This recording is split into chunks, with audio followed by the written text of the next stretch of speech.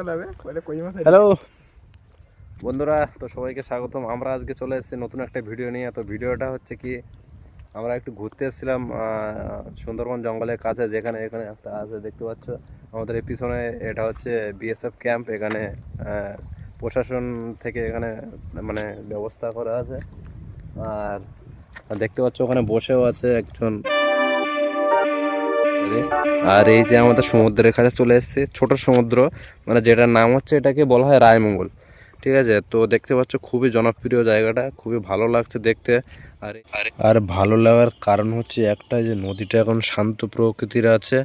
যখন এতে তুফান হয় বা প্রচুর ঢেউ হয়, বা যখন এটা ভরা কোটাল থাকে, মানে গুণ থাকে, তখন এর রূপ অন্যরকম হয়।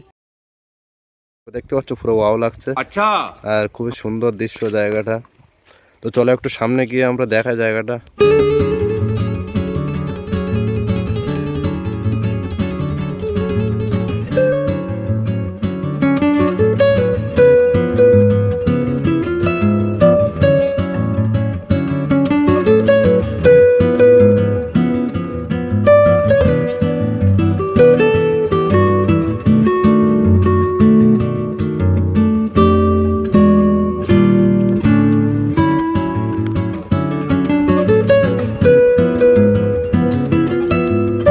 পাতা পাতা হাতে পড়ে, তো ছাগলে এখানে খাওয়া দাওয়া হচ্ছে। তার নিজের ভোজন নিজেই করছে, কারণ রাত্রিবেলা তাকে ঘুমাতে হবে নিশ্চিন্তে। আরে দেখতে পাচ্ছ এখানকার অবস্থা খুবই খারাপ, কারণ এখানে এই নদীটা রায়মঙ্গল নামে পরিচিত, যেটা খুবই একটি ভয়ঙ্কর নদী। কারণ এর রূপ যখন ওঠে, তখন বড় বড় নৌকা, জাহাজ, ট্রলারও সব ডুবে যায়, নদীর তলে জলের নিচে তলিয়ে যায়। তো দেখতে পাচ্ছ রাস্তার অবস্থাটা অনেকটা খারাপ হয়ে গেছে। আর আশেপাশে অবস্থাটা এরকম অনেকটা ওয়াও। আর ওই পারে যেটা দেখতে পাচ্ছ, ওটা হচ্ছে আমাদের সুন্দরবন জঙ্গল।